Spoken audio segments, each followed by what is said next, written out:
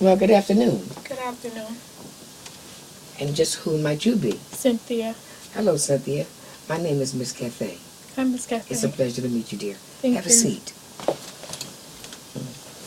Before we begin, would it be okay if I tell you a little bit about myself? Please. Well, let's see. I've been a social worker for the past 31 years. And if you were to ask me the thing that I enjoy most about being a social worker, Cynthia, I would have to tell you that I enjoy helping people. Because every time I help someone else, I always end up helping myself. I consider this to be my God job, and it doesn't get any better than that.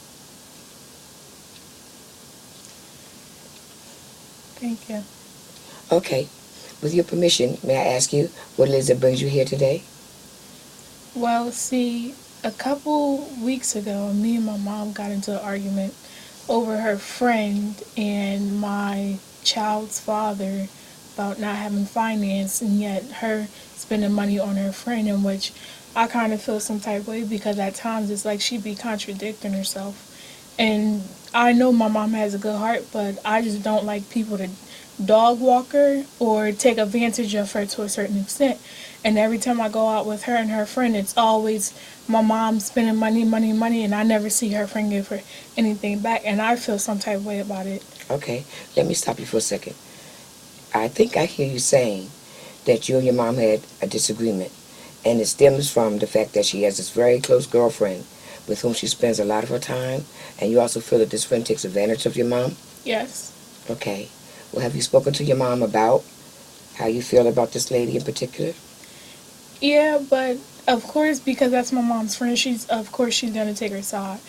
And it's just my voice against someone else's, and I feel like I'm not going to win anyway because I'm not actually there in their presence to see what she do for my mom, but I know whenever I am in their presence, my mom's always the one kicking out the money. Okay. Well, I understand what you're saying, and I can relate to what you're saying because I have good friends too, and I would hate to see them being taken advantage of in any way. But more specifically, what is it about that friendship relationship that your mother has with this particular friend that causes you to feel so, if I am correct, angry? Are you feeling Of course. okay? I'm going to feel angry because I know how my mom is. I know how my mom was raised. My mom didn't have a mom at 15. So everything that my mom worked hard for, she worked hard for it on her own. So to have a friend come in and see that everything that my mom worked hard for, she got it on her own, I can understand she may have a friend that may admire that, but it comes to a point to where it's like her friend sees that she has more money than her, so she's gonna start digging in my mom's pockets, and I don't like that. Okay.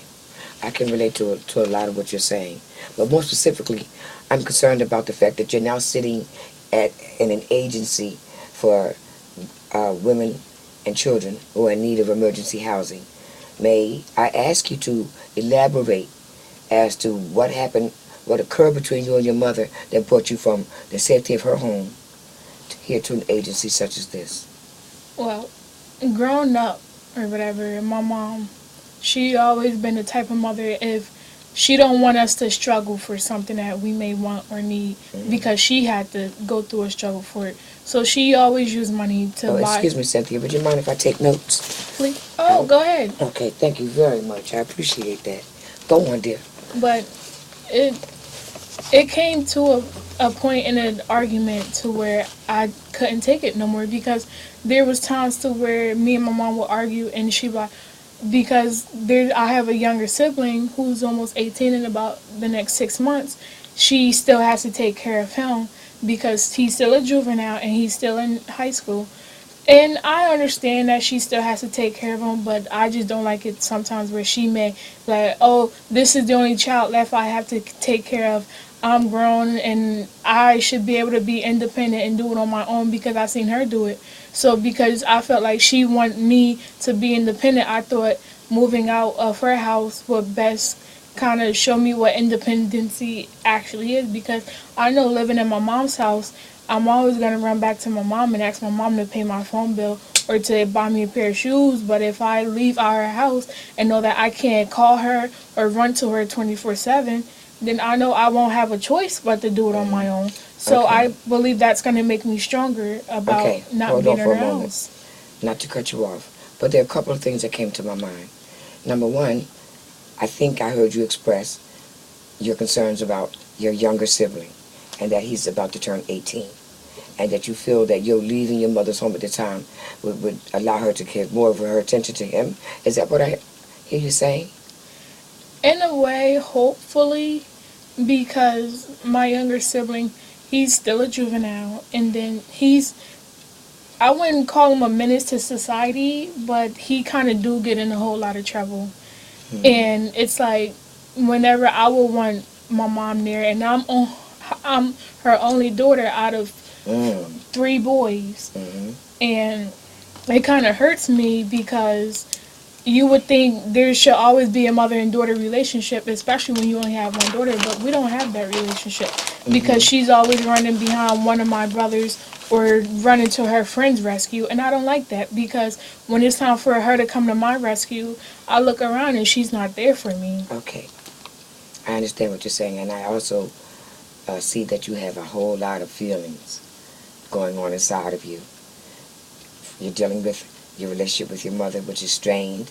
Number one, as a result of a relationship with her good girlfriend. Number two, as a result of your younger sibling. Number three, you're feeling some stress, I believe, if I may call it stress, Yes. over the fact that you have 3 brothers and you're the only female, and you feel you're being treated differently. So you have a lot on your plate.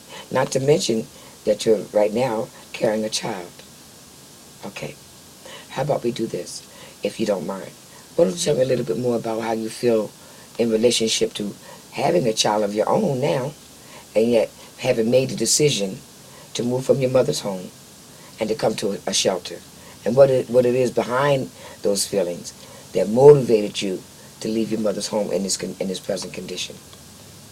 I honestly, I feel like I left so far along in my pregnancy for the simple fact that I don't want my child to get here and then my mom be like, oh, now I have to take care of you and a child. Mm. When my child's father lives in the same city, and she expresses her feelings about him so much, about him not being financially stable and stuff like that. I feel like everybody can't get a job as fast as she can. Just because she has 2 jobs doesn't mean that somebody else can do it 24/7. Everybody in their life have some type of brick wall that they need to learn how to push down. That's very perceptive of you. Very perceptive, and I admire you, the fact that you were able to make it to here to our agency today. Okay, well, I understand somewhat what's going on with you, and I have a couple of more questions, if I may ask. Number one, why did you choose this agency to come to? Number two, what is it that you plan to change as a result of being in this agency?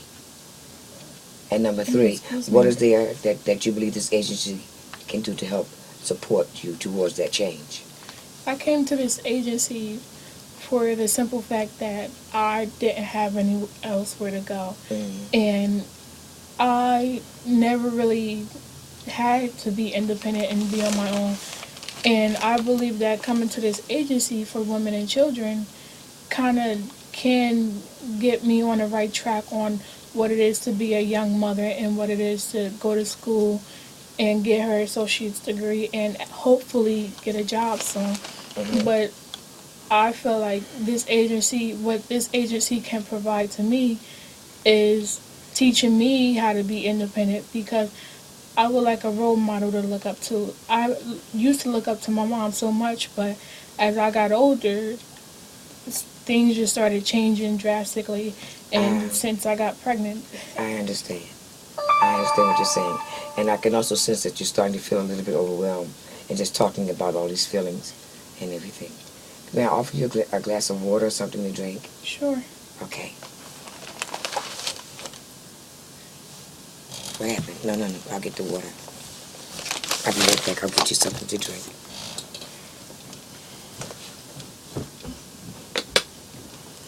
Here you are. Thank you. I really do understand what it's like to feel overwhelmed and you seem like you have a lot on your shoulders. But I admire the fact that you have a sense of direction. You seem to have a sense of direction. All you need is someone to help you, help guide you in terms of the goals that you set for yourself. Okay, and what in particular are those goals? What would be your first priority? My first priority is to take care of my child and make sure that they have a mother that's there for them, and to make sure that they have everything that they need and want, because I don't want to see my child going down the wrong path, and I don't want to be known as a bad mother. Okay, let me cut you off. We as human beings, we always want to do the right things with our children and for our children. And right now, you're 19 years of age. This is your first child. Your relationship with your mother is strained because of various reasons, like her girlfriend and your siblings. And also, I think I heard you say that your mother's upset because the child's father is not presently employed.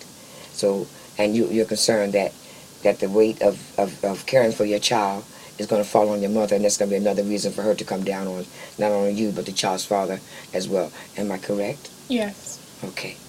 Well, I appreciate that you have goals, and that your primary goal is the care, the welfare and care of your child. And you've come to the right place, because we here at Make Yourself Comfortable, it is our mission to help young women such as yourself. Whether you have a child or you do not have a child as of yet, you're pretty far along the way. And we would do our best to provide you with the resources that we have. Number one on the list would be getting you housed, so that you have somewhere to lay your head, where you can begin to take care of yourself as well as your unborn child. So, and number two, in terms of the other things like going to school, which is commendable, I commend you for that. You said you wanted your associate's degree. I commend you for that as well. And you want to obtain gainful employment so you can be independent and caring for yourself as well as your unborn child. Ooh, you have a lot on your plate, but this is a good start. Thank you. It's a very good start, and I am happy that you made it here.